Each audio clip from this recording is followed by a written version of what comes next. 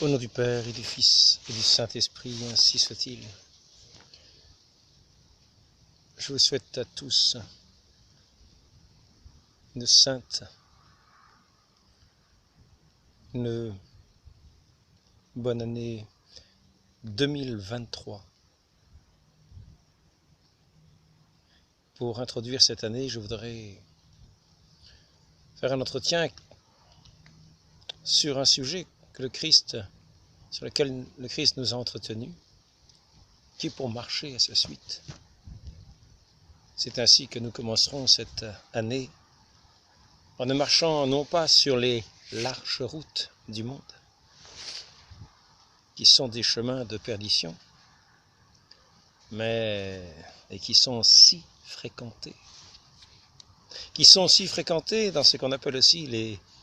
les médias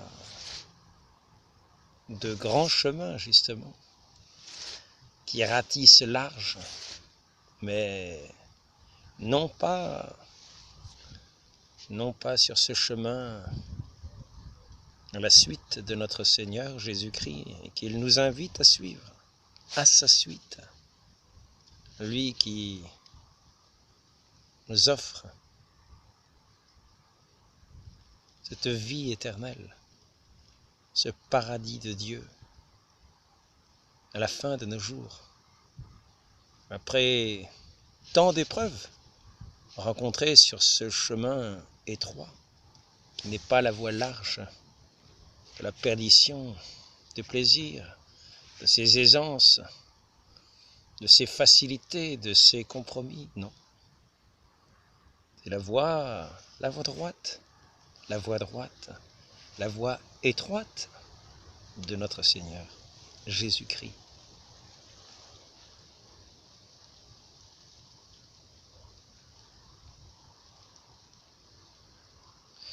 Cette voie étroite,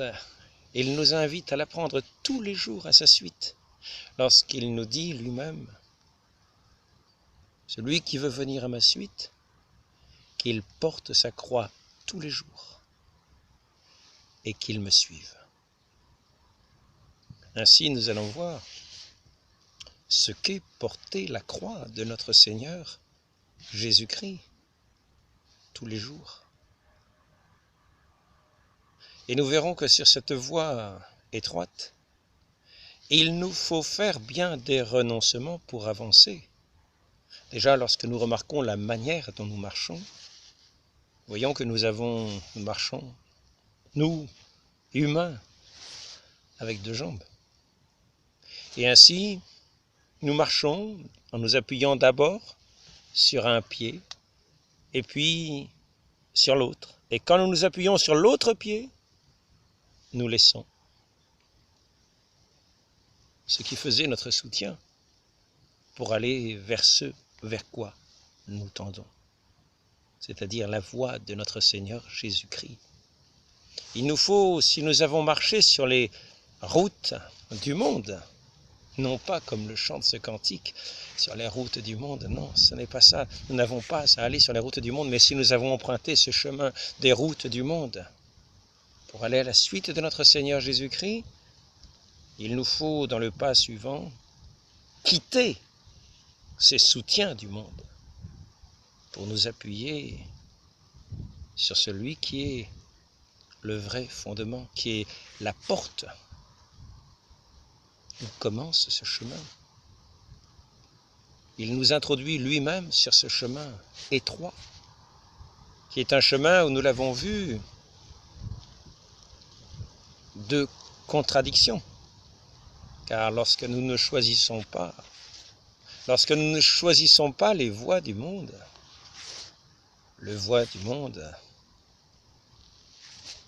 tous ceux qui sont sur ces voies du monde nous regardent comme un étranger, nous regardent comme quelqu'un qui vient faire la leçon, quelqu'un qui vient poser des questions sur notre façon de vivre mondaine, sur notre façon de vivre dans les compromis, dans les mensonges, piétinant tous les jours notre conscience pour aller vers des objectifs qui sont la perte de nos âmes, qui sont un avantage que nous voyons à proximité. Quelquefois c'est un cheminement aussi de longue haleine.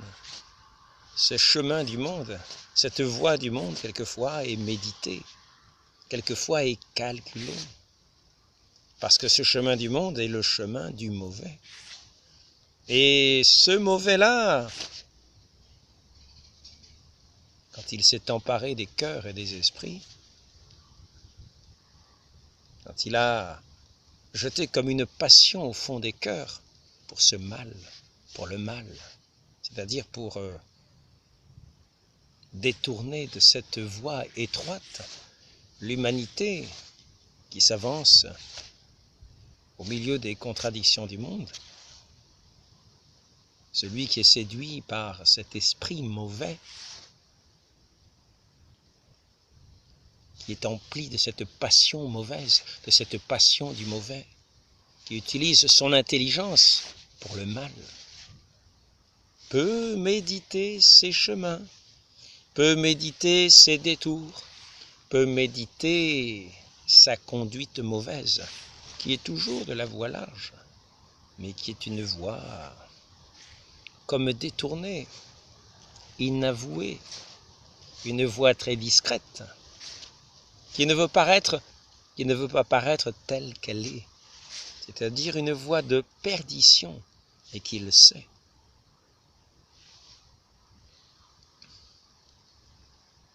Mais hormis celui qui ouvre de si larges horizons pour la perdition de l'humanité, et qu'il ne nous faut pas écouter, tous les autres suivent, parce qu'ils sont séduits par ces propositions du monde séduisantes. Parce qu'ils n'ont pas connu la voie étroite que le Christ propose, qui est cette croix qu'il faut porter tous les jours. Il faut savoir qu'il y a deux manières de porter la croix, cette unique croix de notre Seigneur. Il y a une manière qui est de se rendre compte que notre Seigneur a été condamné par le monde. Et qu'ainsi, pour être à l'imitation de notre Seigneur, il faut être avec lui crucifié par le monde. Il faut être sur la croix de notre Seigneur Jésus-Christ lui-même. Il faut avoir renoncé à tout ce qui est du monde, qui est contre celui qui est la vie.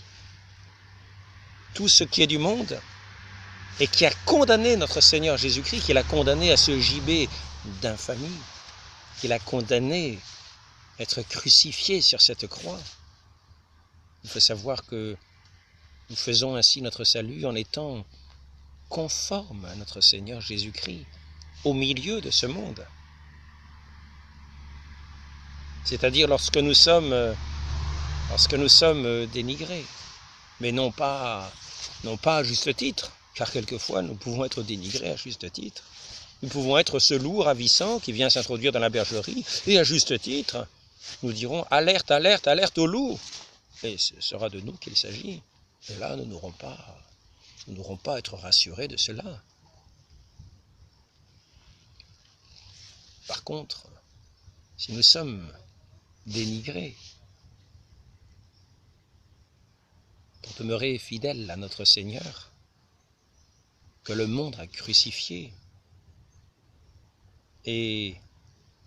qui est comme sur cette croix, comme sur l'arche sainte dans le déluge, ce morceau de bois qui est comme cette arche dans le déluge, sur laquelle nous devons être, car le monde a crucifié notre Seigneur Jésus-Christ. Je répète le sens que cela a. C'est-à-dire que la voie du salut est sur la croix. Celui qui est notre salut est sur la croix.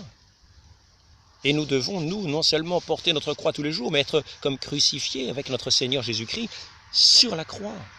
au milieu du monde. Et non pas du monde à crucifier notre Seigneur.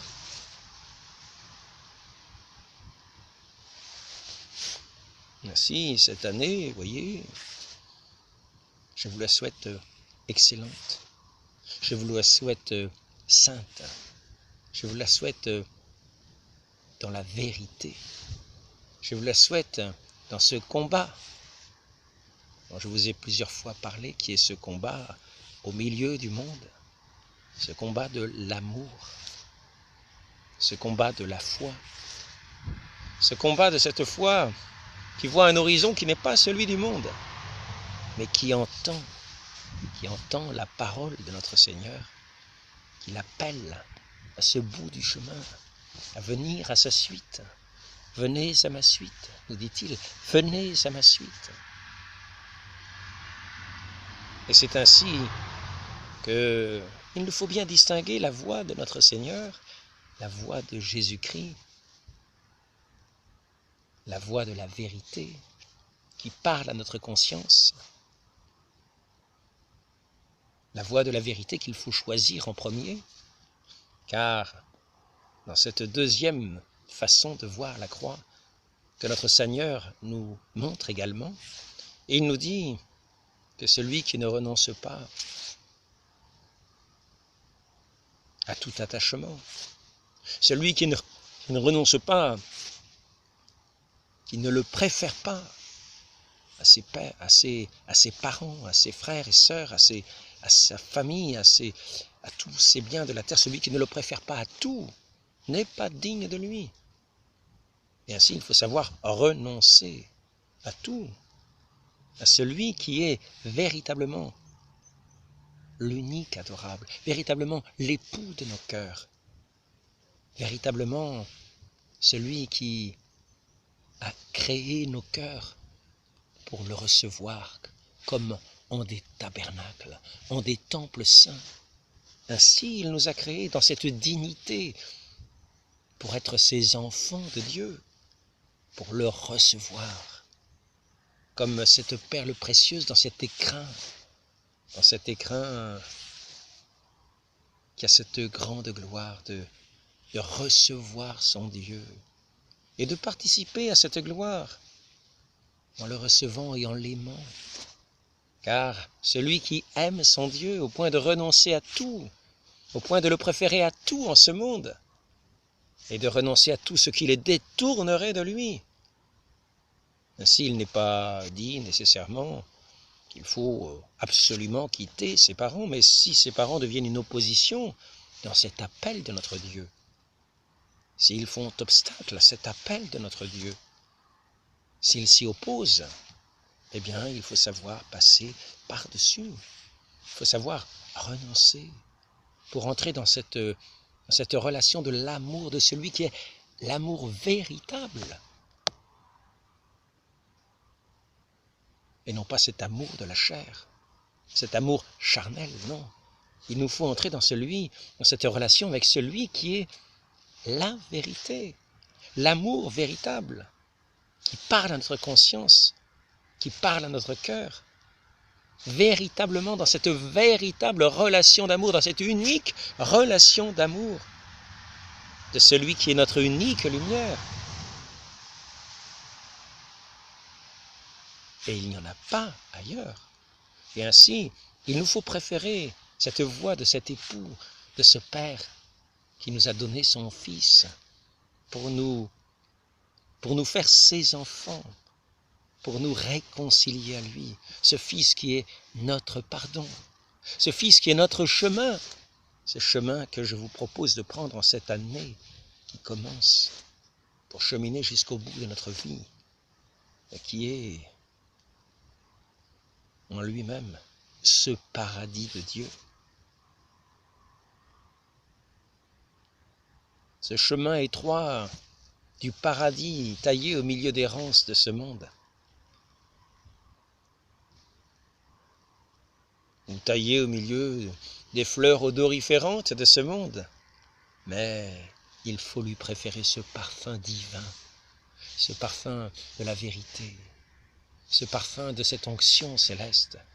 ce parfum de ce Saint-Esprit de Dieu,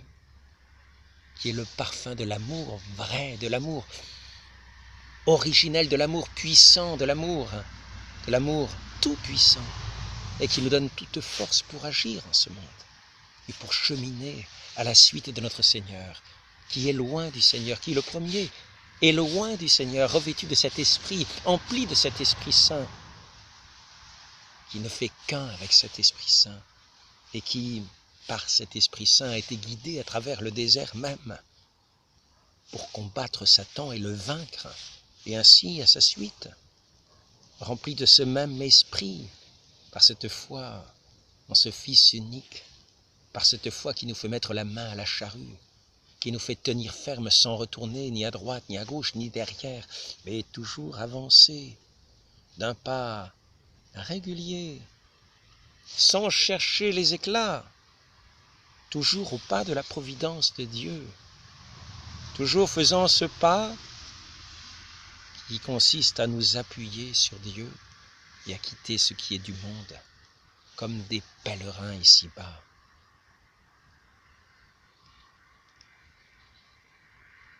Ainsi, il nous faut quitter toujours ce qui nous retient de ce monde pour avancer par la force de ce Saint-Esprit, de cet esprit d'amour, qui est l'amour tout-puissant, qui a fait toutes choses et qui est au-delà de toutes choses, par-dessus toutes choses, et qui supporte toutes choses, mais qu'il nous faut connaître, comme Dieu se donne à connaître à nos esprits, à nos âmes, qu'il a créées à son image. Et ainsi nous devons marcher à l'image de celui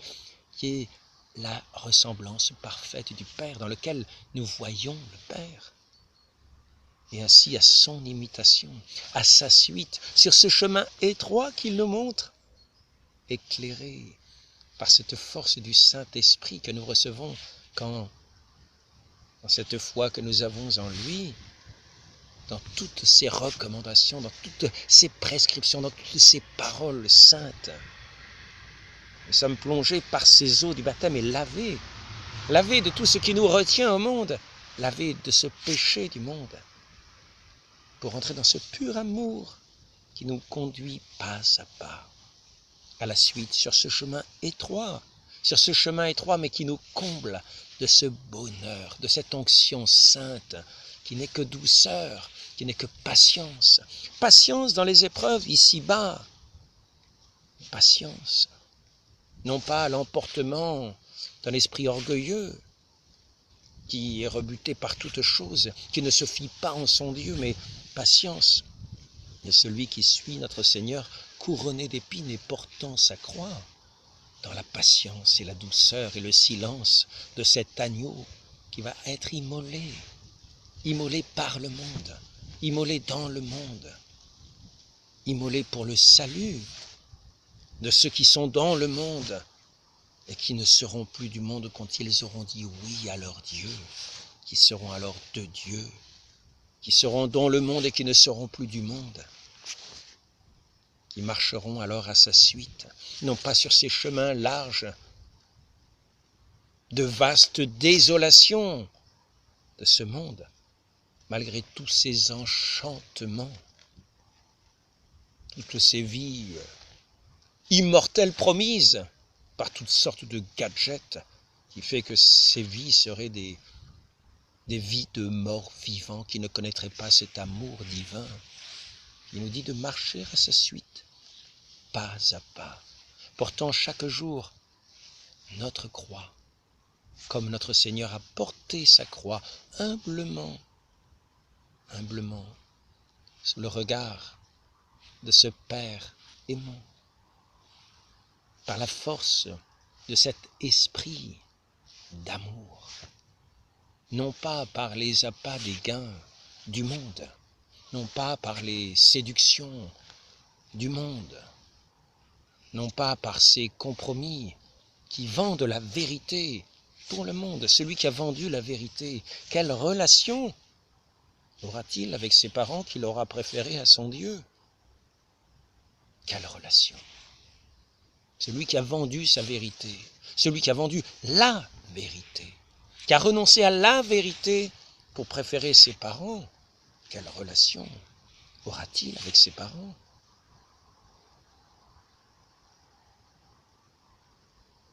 il aura renoncé à la vie, il aura renoncé à l'amour, il aura renoncé à ce qui fait notre relation véritable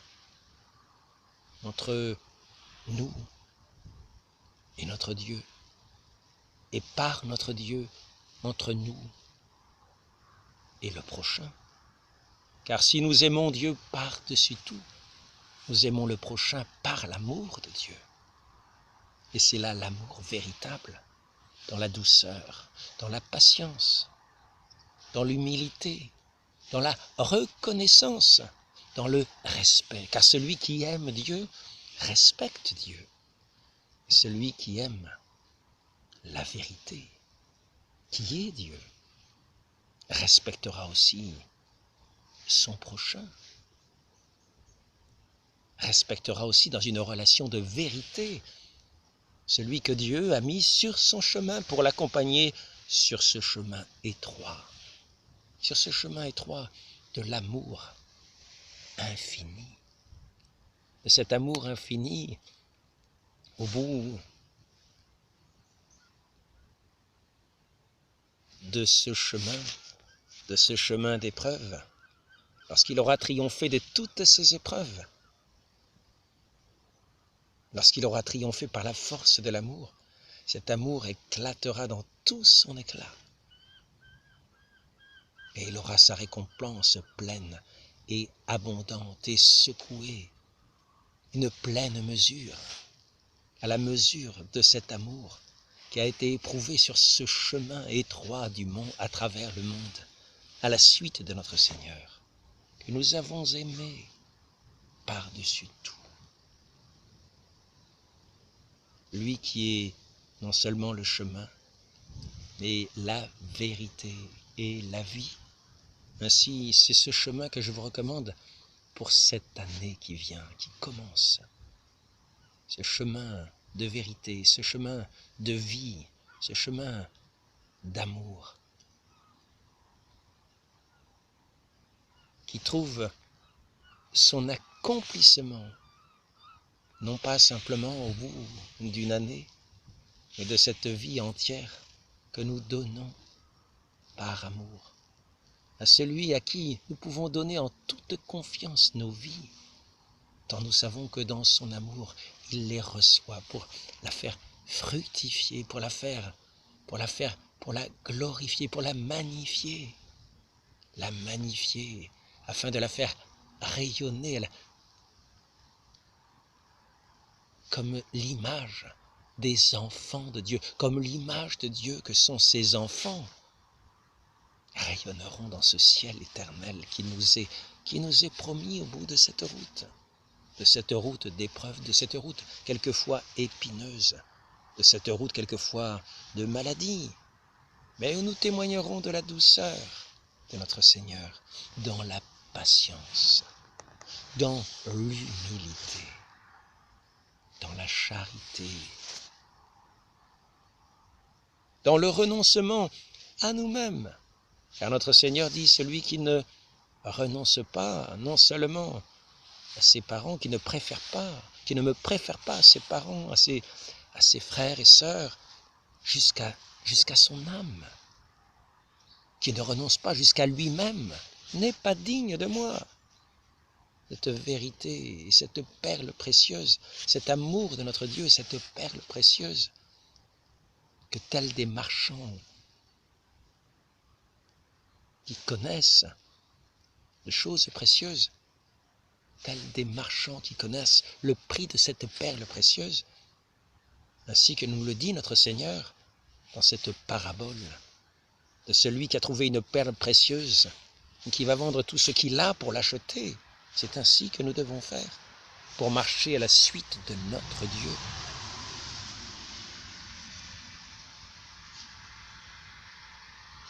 Et c'est ainsi que nous reconnaîtrons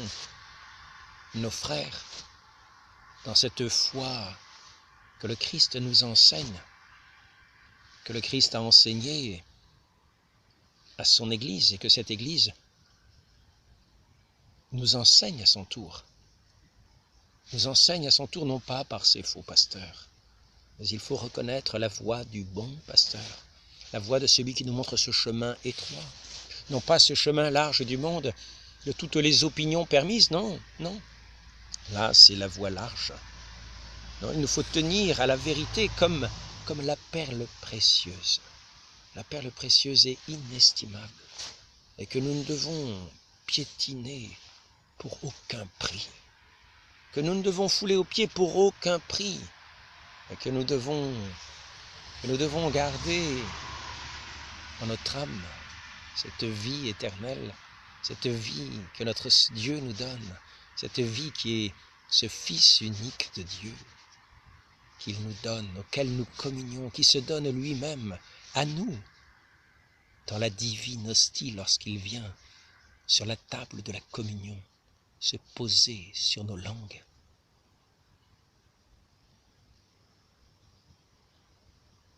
Afin de nous unir à lui, afin de n'être plus qu'un avec lui, et afin de marcher sur ce chemin qui est son chemin, lui qui est le chemin, lui qui est la vie, lui qui est la vérité. C'est ce que je vous souhaite au cours de cette année, de demeurer dans cette fidélité à notre Dieu, dans la patience,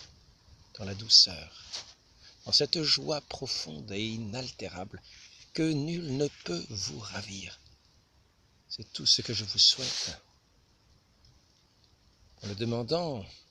par l'intercession de celle qui est notre mère et qui nous obtient toute grâce, comme le canal des grâces par lequel celui qui est notre tout nous a été donné, notre Seigneur Jésus-Christ lui-même. Ainsi, demandons cette grâce à notre Sainte Mère, la très sainte Vierge Marie, de cheminer sur ce chemin étroit de la vie, dans la fidélité à son Fils, jusqu'à la fin de nos jours ici-bas. Ainsi soit-il. Au nom du Père et du Fils et du Saint-Esprit, ainsi soit-il.